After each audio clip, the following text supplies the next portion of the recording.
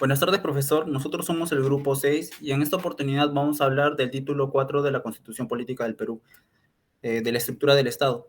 Los integrantes somos Rodrigo Chávez, Maribel Coronación, Piero Curay, Jonathan Guevara, Fiorella Huarcaya, Víctor Oré, quien les habla José Carlos Ponce y Arnold Ramos. Ahora pasamos a la presentación del capítulo 1, Poder Legislativo. Ok, vamos a hablar del artículo 92. El artículo 92 menciona que la función del congresista es de tiempo completo, le está prohibido desempeñar cualquier cargo o ejercer cualquier profesión o oficio durante las horas de funcionamiento del Congreso. En este caso estoy de acuerdo. Sin embargo, no creo que deba limitarse solo a esto, sino que también opino que debería agregarse una carta de cumplimiento o una evaluación de desempeño al congresista con métricas que puedan medir este desempeño de sus labores. Ahora, si bien es cierto, reciben muchos beneficios y beneficios competitivos, sin embargo, no tenemos los profesionales competitivos que ciertamente se exigen para recibir estos beneficios.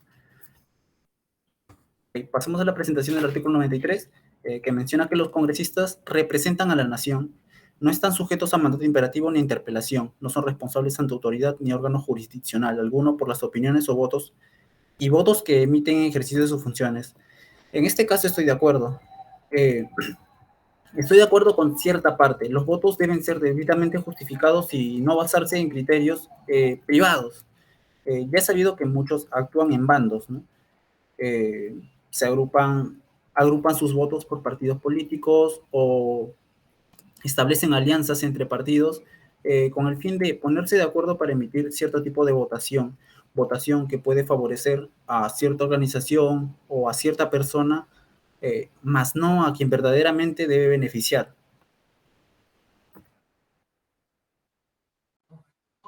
Bueno, soy Jonathan Guevara y vamos a comenzar con el capítulo 2.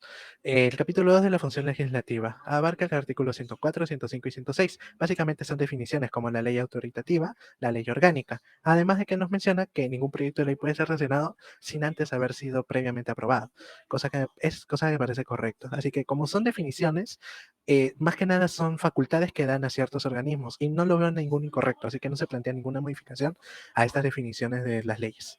Capítulo 3 de la formación y promulgación de las leyes. El artículo 107 solo menciona que todas las instituciones y los ciudadanos tienen iniciativa en la formación de leyes. Esto me parece correcto y no debería modificarse. El artículo 108 nos menciona sobre la estructura de aprobación de la ley. Si se manda la ley aprobada al presidente, si este no lo hace en los siguientes 15 días, lo hace el presidente del Congreso. Si hubo alguna observación, el Congreso lo tiene que corregir y promulgar. Fin. El 109 simplemente nos menciona que un día después de la publicación de la ley en el diario El Peruano, comienza su vigencia, salvo que diga lo contrario. Estos artículos también me parecen definiciones y no creo que deberían ser modificadas, ya que son una estructura de días que son conocidas ya por la gente y cambiarlo ya sería algo innecesario. Capítulo 4 del Poder Ejecutivo. Aquí sí vamos a cambiar algunas cosas. El artículo 110 nos menciona los requisitos para ser presidente. En 35 años, peruano de nacimiento, y gozar el derecho a sufragio. Yo propongo aumentar que el ciudadano debe tener más de 30 años. Países como Bolivia, Colombia, Costa Rica, Nicaragua y Honduras ya lo implementaron y no ha habido ningún problema. Además que esto aumenta el alcance de los ciudadanos para poder postular. Otro requisito sería que el ciudadano tenga experiencia en cargos públicos o debe haber sido elegido en algún cargo en los últimos 10 años. Esto lo implementó México y lo tiene correctamente. Esto nos asegura para que el presidente que elijamos sí haya tenido algún tipo de experiencia previa y no cualquier tipo de persona pueda postular. El artículo 111 nos menciona que el presidente y sus vicepresidentes tienen que ser elegidos por sufragio. Esto me parece muy bien, además de que nos menciona que los dos más votados son los que van a ir a segunda vuelta. Bien, el artículo 112 nos menciona los 5 años que dura la presidencia y además de que no hay reelección inmediata. Estos dos artículos me parecen correctos ya que siguen una estructura muy buena para poder elegir a nuestro presidente y ya es una estructura ya dada. Algunos países ya lo implementan, la mayoría por no decirlo así, ya lo implementan y no hay ningún tipo de problema, cosa que yo lo veo perfecto.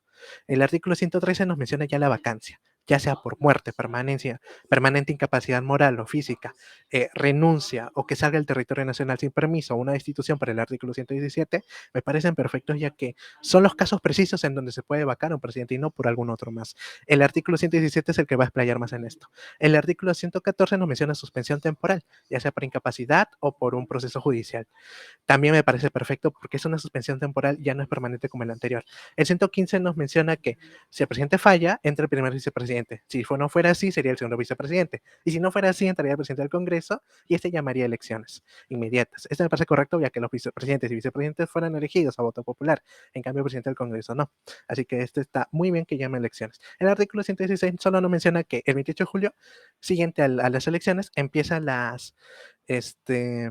su mandato del presidente, cosa que me parece perfecto, ya que es una fecha muy conmemorativa dentro del país. Por último, el artículo 117 la excepción a la inmunidad presidencial. El artículo nos menciona traición a la patria, impedir elecciones presidenciales, parlamentarias, regionales o municipales, o disolver el Congreso, salvo casos del artículo 134, o por impedir su funcionamiento, ya sea del Congreso o de un sistema electoral.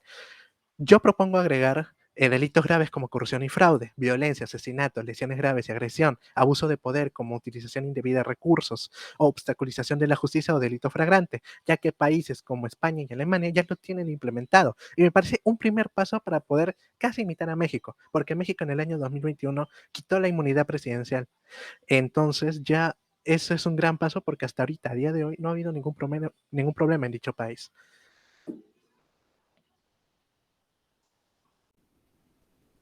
Soy Pedro Curay, y ahora presentaremos el capítulo 5 de la Constitución respecto al Consejo de Ministros. Empezamos con el artículo 119, el cual nos menciona que los servicios públicos, como lo es la salud o la educación, son dirigidos y gestionados por los ministros en sus respectivas carteras. Es decir, por cada servicio hay un respectivo ministerio, como puede ser este Ministerio de Educación, Ministerio de Salud, de Economía y Finanzas, etc. Seguimos con el artículo 120, el cual nos menciona que los actos del presidente quedan nulos si es que previamente no hubo un referendo ministerial, es decir, no hubo una previa coordinación o reunión en la cual puedan discutir el actuar o futuro accionar del presidente. También tenemos el artículo 121, el cual menciona que la ley organiza y proporciona las funciones de cada uno de los ministros, así como también menciona que el Consejo de Ministros está conformado por el presidente y los 18 ministros. Seguimos con el artículo 122, el cual nos menciona que el presidente de la República es el único ente que puede nombrar tanto al presidente del Consejo de Ministros como a estos mismos. Hasta este punto no presentamos ningún desacuerdo, ya que estos artículos solo nos mencionan la estructura y algunas funciones dentro del Consejo de Ministros.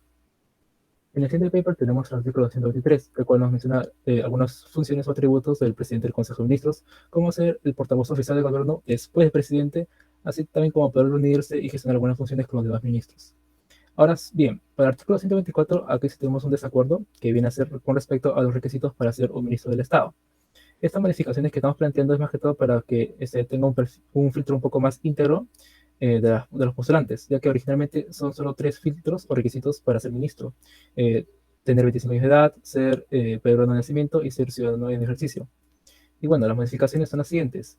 No ser o haber sido condenado por delito con pena privativa de libertad, acompañado de no ser deudor moroso. Esto más que todo se da porque hemos visto casos de algún funcionario público o en este caso ministro, los cuales han sido cuestionados o siguen siendo investigados hasta el punto que han sido esa por presión o por decisión del propio Poder Ejecutivo puestos en renuncia.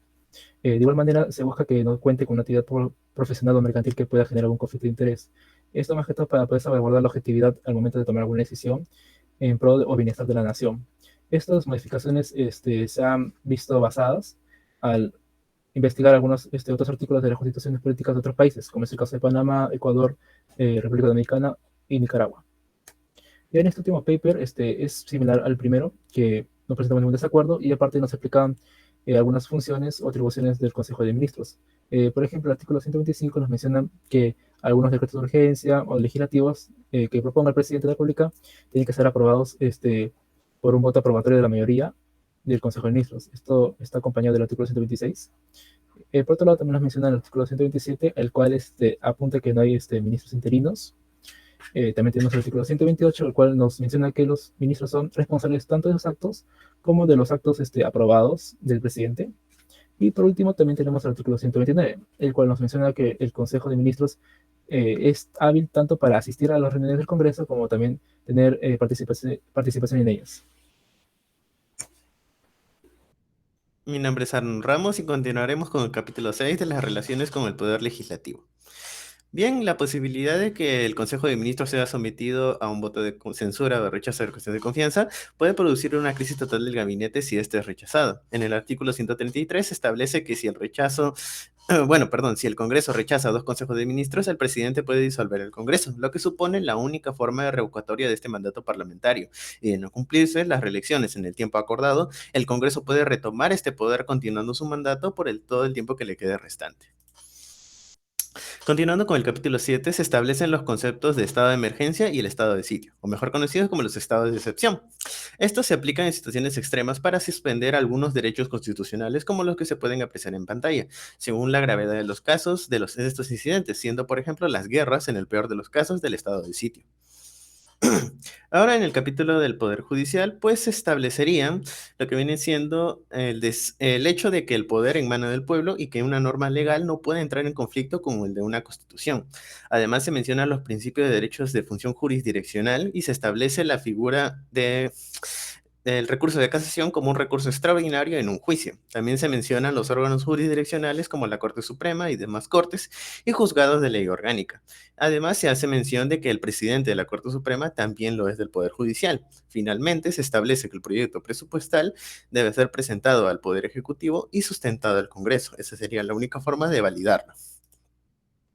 Y bien, ahora hasta esta parte, para hacer un comentario por parte del grupo, es que en el artículo 139 antes mencionado acerca de los derechos y principios de la función jurisdiccional, en el cual pues de los 22 puntos que están escritos ahí, se deduce de manera implícita que los objetivos del sistema judicial peruano son la imparcialidad, la independencia y la efectividad de sus funciones. Sin embargo, no se hace referencia a la eficiencia judicial, es decir, a la importancia que se le da al tiempo que conllevan estos procesos o a la optimización de estos. Ahora bien, ¿cuál es el impacto de siquiera mencionar esto? Pues con esto se pueden proponer nuevas reformas legales y políticas sustentadas con base a la Constitución, para poder así mejorar la eficiencia de estos procesos, como por ejemplo estableciendo objetivos claros para medir el éxito de los tiempos de resolución de los casos, analizar los procesos actuales, identificando dónde se encuentran cuellos de botella y posibles áreas de mejora, la reorganización de los procesos, la implementación de tecnologías y la capacitación del personal judicial. Y finalmente, pues una evaluación continua para monitorear y evaluar continuamente el éxito de estas soluciones implementadas y así hacer ajustes adicionales según sea necesario para garantizar dicha eficiencia judicial.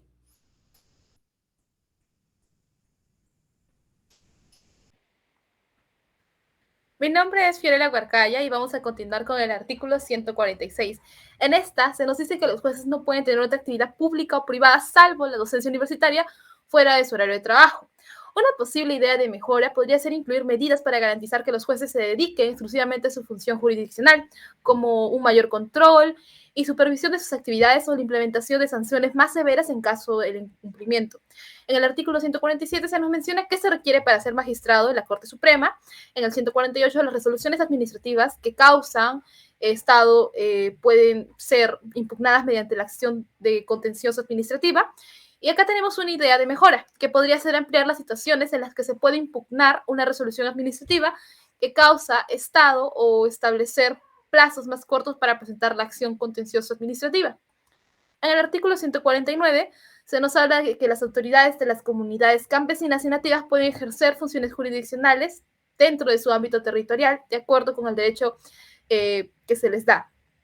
Y una idea de mejora podría ser clarificar los mecanismos de coordinación entre las autoridades de las comunidades campesinas y nativas y las instancias del poder judicial, o establecer mecanismos para garantizar la protección de los derechos fundamentales de las personas que acudan pues a esta clase de juicios, ¿no?, especiales.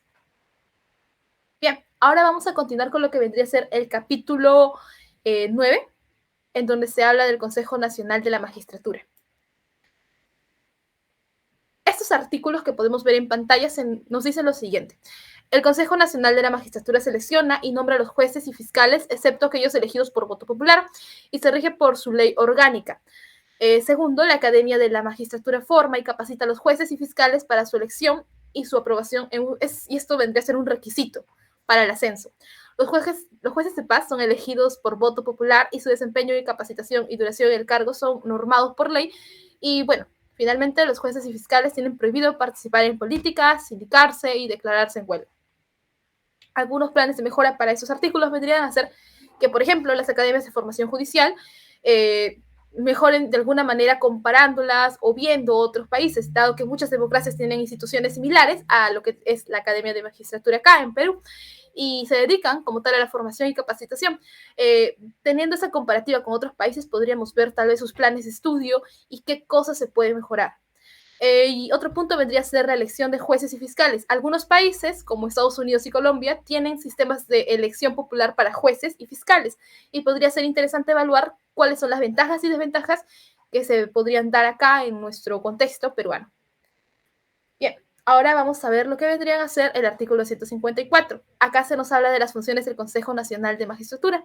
En el artículo 155, ¿quiénes son miembros del Consejo Nacional de Magistratura? Es decir, cómo se eligen. En el 156 se nos dice que se establece como requisitos para ser miembro del Consejo Nacional de la Magistratura. Y bueno, en el artículo 157 se establece que los miembros del Consejo Nacional de la Magistratura pueden ser removidos por causa grave mediante acuerdo del Congreso con el voto favorable de 2/3 del número legal de miembros. Ahora vamos a continuar con lo que vendría a ser el artículo 158. En el artículo 158 se nos habla de que la autonomía está presente en el Ministerio Público y la elección del fiscal de la Nación con la Junta de Fiscales Supremos con un mandato de 3 años, prorrogable por otros 2. Y esto podría mejorarse incluyendo una mayor especificación de las funciones y atribuciones de la Junta de Fiscales Supremos, así como establecer mecanismos claros de rendición de cuentas y transparencia. Con respecto al artículo 159, se establece que las funciones del Ministerio Público incluyen promover acciones judiciales, velar por la independencia judicial, dirigir la investigación del delito y ejercer la acción penal.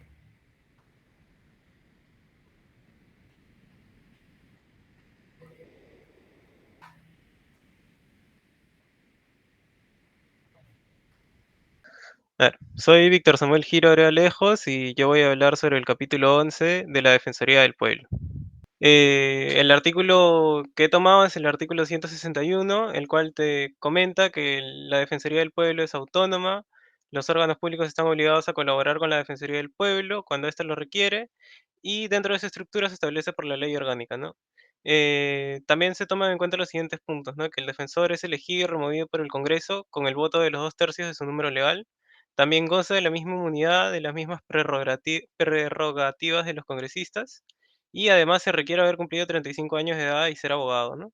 Además, el cargo dura 5 años y no está sujeto a mandato imperativo, por lo cual tiene las mismas incompatibilidades que los vocales supremos.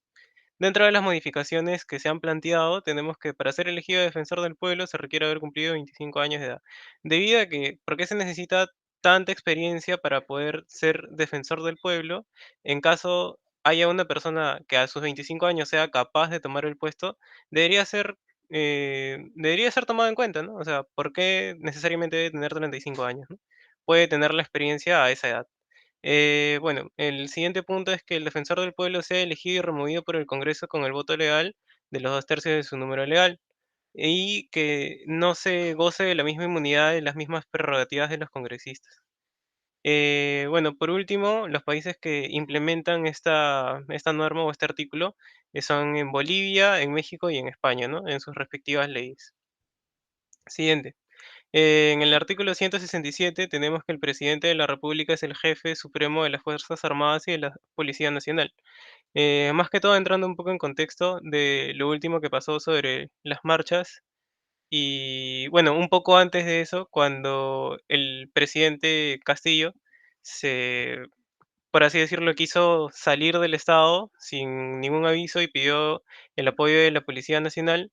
Las Fuerzas Armadas o el líder de las Fuerzas Armadas los empezaron a renunciar, ¿no?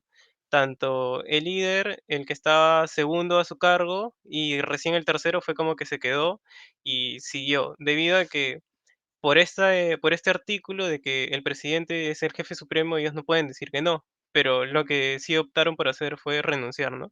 Entonces, dentro de las modificaciones que se plantean es que el presidente que tenga investigaciones no deba ser capaz de asumir el cargo de jefe supremo, ¿no?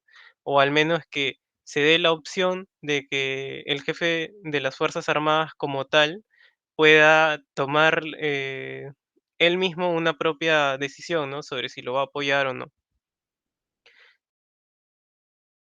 Muy bien, mi nombre es Rodrigo Chávez. Ahora vamos a continuar con lo que es el capítulo 2 de la seguridad y de la defensa nacional. En primer lugar, tenemos el artículo 173. Este artículo nos habla que en caso de delito de función, tanto los miembros de las Fuerzas Armadas y de la Policía Nacional están sometidos al Código de Justicia Militar. No consideramos que este artículo requiere cambios, debido a que considera a las Fuerzas Armadas y a la Policía Nacional como parte de un solo código, lo cual uniformiza y prevé los delitos de función. Luego tenemos el artículo 174. Este artículo básicamente nos habla sobre que los grados, honores y remuneraciones, en este caso de los oficiales de las Fuerzas Armadas y de la Policía Nacional, son equivalentes. Consideramos que este artículo debería mantenerse como tal, dado que ambos velan por la seguridad del pueblo, salvo que uno es por el lado de la soberanía territorial y el otro por el orden interno. Posteriormente tenemos el artículo 175. Este artículo en realidad nos habla sobre que las Fuerzas Armadas, y solamente ellas, pueden poseer y usar armas de guerra. Este artículo no debería tener modificaciones, pues se pondría en riesgo el orden interno. Estas armas solamente deberían ser utilizadas por quienes velan por la seguridad, que en este caso son las Fuerzas Armadas también y la Policía Nacional, ¿no? Ahora continuaremos con el capítulo 13, el cual habla del sistema electoral. Empezando en este caso por el artículo 176. Este artículo básicamente nos habla sobre la finalidad del sistema electoral y también sobre sus funciones. Consideramos que este artículo tampoco debería ser modificado, dado que, como he mencionado, establece la finalidad y también las funciones básicas que tiene que tener el sistema electoral, lo cual brinda un propósito que asegura la expresión auténtica y libre de los ciudadanos. Posteriormente tenemos el artículo 177.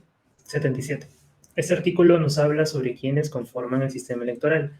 En este caso son el JNE, que es el Jurado Nacional de Elecciones, el RENIEC y la OMPE, los cuales mantienen entre sí coordinación. Consideramos que este artículo no debería tener cambios tampoco, dado que establece quiénes conforman el sistema electoral, repartiendo las funciones y atribuciones, interactuando entre sí para tener una mejor gestión y una mayor comunicación también. Luego tenemos el artículo 178. En este artículo se nos habla sobre las competencias del JNE. Consideramos que tampoco debería haber modificaciones, dado que las competencias son repartidas de manera que no perjudica el sistema. Luego tenemos el artículo 179. Aquí se menciona la máxima utilidad del JNE, la cual consiste en un pleno de 5 miembros. De la misma forma, consideramos que este artículo no debería ser modificado, pues se reparte la autoridad para que no recaiga todo sobre una sola persona. Además, asegura que cada uno de ellos sea elegido democráticamente a través de diferentes votaciones. Posteriormente tenemos el artículo 180, el cual habla sobre los requisitos que tienen que cumplir los integrantes del Pleno del JNE. Sin embargo, en este artículo no se menciona si los integrantes de este Pleno pueden tener o no tener antecedentes penales, y es justamente por eso que podríamos modificar o podríamos plantear establecer restricciones para personas con antecedentes penales graves, como es el caso de la corrupción, el terrorismo, entre otros, ¿no? En otros países hay leyes que regulan esto, como por ejemplo en Estados Unidos se prohíbe a ciertos ciudadanos que han cometido delitos contra la lealtad y la seguridad de tener cargos federales, o incluso en el Reino Unido, donde se establece que las personas con delitos graves relacionados a fraude electoral se encuentran prohibidas de participar en la política, así como tener algún cargo político, ¿no? Muy bien, posteriormente tenemos el artículo 181. En este artículo, básicamente, se habla acerca del Pleno del JNE, el cual aprecia los hechos con criterio de conciencia. Con ello, tampoco debería ser modificado, puesto que ya ha pasado por diferentes filtros hasta que lleguen a esa instancia, por lo que asegura que las decisiones que hayan sido tomadas o que vayan a ser tomadas sean éticas. Luego tenemos el artículo 182 y 183, donde se mencionan las funciones del jefe de la OMPE y del RENIEC, así como sus requisitos y elegibilidad. Consideramos que en ninguno de ellos debería haber modificaciones, dado que sus funciones se encuentran muy bien repartidas para que cada uno pueda desarrollar sus actividades sin ningún inconveniente. Después tenemos el artículo 184, en el que se habla sobre la nulidad del proceso electoral.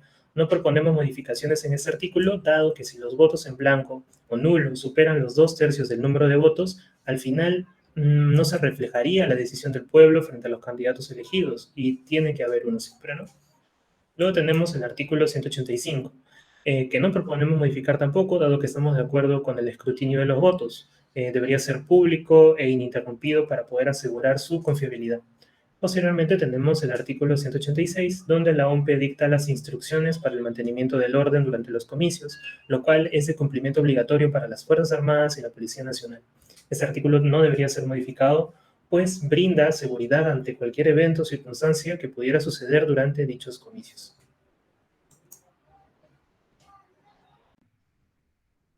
Mi nombre es Maribel Coronación Humaní y a continuación les explicaré acerca del capítulo 14 de la descentralización.